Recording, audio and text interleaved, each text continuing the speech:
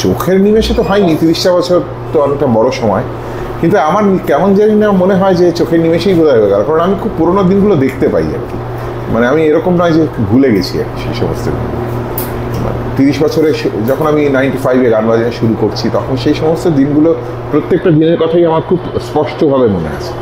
সেই জন্য এখন কিরম জানি না মনে হয় যে খুব তাড়াতাড়ি সব কিছুই পেরিয়ে গেল, আর একটু বোধহয় সময় নিয়ে পেরোলে ভালো।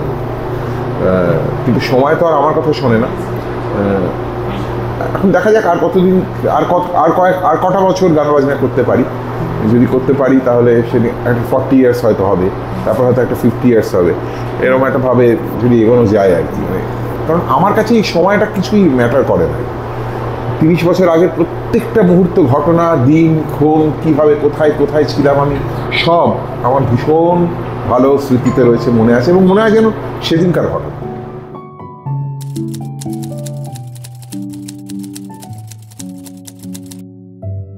মানুষ হিসেবেও আমার সেরকম কিছু বদল আসেনি। আমি আগেও খুব অত্যন্ত সাধারণ এবং আমি বলতে পারি আমি খুব জেনুইন একজন ছেলে। সেটা আমি এখন আছি, সাধারণ এবং জেনুইন।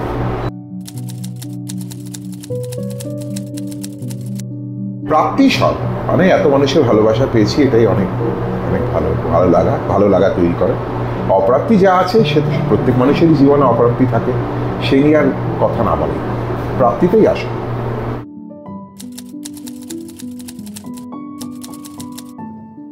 হ্যাঁ, আমি রিটায়ার করার কথা ভাবছি। আমি সুনীল গাভাস্কারকে খুব মানে ফলো করি, মানে ভীষণভাবে ফলো করি। সুনীল গাভাস্কার ঠিক সময় ক্রিকেটটা ছেড়েছিলেন, এবং এমন সময় ছেড়েছিলেন যাতে তার ওই কারিশমাটা মানে এখনও আমাদের মধ্যে বজায় রয়েছে, যারা ওনার খেলা দেখেছেন। এরকম আমি অনেক গায়ক গায়িকা বা মিউজিশিয়ানস দেখেছি যারা আর পারছেন না হয়তো, কিন্তু তবু ওই গ্ল্যামারের একটা ভয়ঙ্কর একটা নেশা তো থাকে আমাদের পেশায়, সেই জন্যে ছাড়তে পারেন।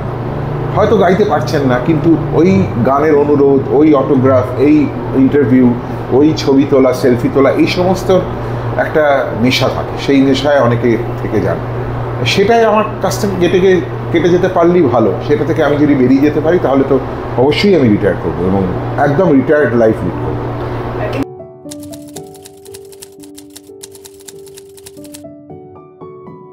প্র্যাকটিস ছাড়া কোনোভাবেই এই প্রফেশনে, এই পেশায় কোনো মিউজিশিয়ানই যে সে বাজনা বাজাক আর গান গাক টিকে থাকতে পারে না। সেই জন্যে বছর 10 হলেও আমি অনেক বেশি সিরিয়াস রাদার বলতে গেলে, যে আমি প্র্যাকটিস করি বেশি। তো সেটাই আমার কাছে 30 বছরের উপহার।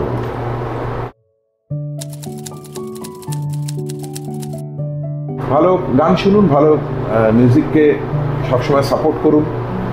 আর একটা বিষয়ই বলবো, সেটা বারবার প্রত্যেক জায়গায় বলি, যে বাংলা আধুনিক গান বা বাংলা ইন্ডিপেন্ডেন্ট গান বাজনার একটা বিশাল বাজার বা মার্কেট বা বিশাল একটা ব্যাপ্তি সারা জীবন ধরেই আমরা ছোটোবেলা থেকে দেখে এসেছি। যারা আপনারা দেখেছেন তারা তো জানেন, যারা দেখেননি বা তোমরা যারা আমার থেকে জুনিয়র যারা দেখোনি, তারা সেই সময়টাকে ফিরিয়ে আনার চেষ্টা করো। বা ব্যান্ডেড মিউজিক বা মানে নন ফিল্ম মিউজিক আর কি, সেটা রবীন্দ্রনাথের গান হতে পারে, নজরুল গীতি হতে পারে, সেটা অতুল প্রসাদের গান হতে পারে, রজনীকান্ত সেনের গান হতে পারে, কিংবা লোকগান হতে পারে, বা বাংলা আধুনিক গান হতে পারে। সেই গানগুলোকে আমাদের অনেক বেশি বাঙালি যারা এই প্রজন্মের ছেলেমেয়েরা রয়েছে, বা ব্যান্ডের গান হতে পারে, তাদেরকে অনেক বেশি প্যাট্রোনাইজ করতে হবে। না করলে সেটা আস্তে আস্তে বিলুপ্ত হয়ে যায়।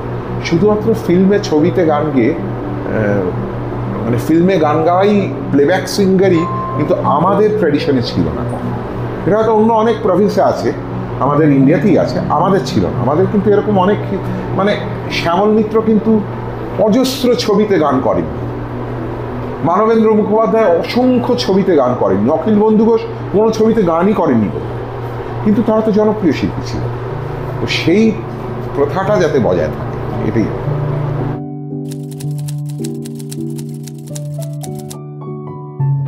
খারাপ তো লাগে, এখন খারাপ লাগলে আর কি করা যাবে, কিছু তো করার নেই। ট্রেন্ডের সাথে নিজেকে কোপ আপ করে নেওয়াটাই বুদ্ধিমানের কাজ হবে।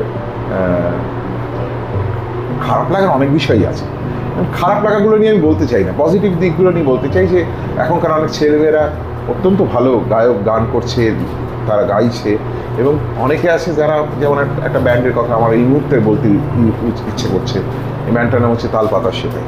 তারা ভীষণ ভালো গান তৈরি করে, অসাধারণ গান তৈরি করছে। তো এইরকম যারা নতুন গান তৈরি করছে তাদেরকে আরও বেশি, তাদের পেছনে যদি বাঙালিরা থাকে, শ্রোতারা থাকে, তাহলে সেই গানগুলো আরও বেশি উঠে আসবে।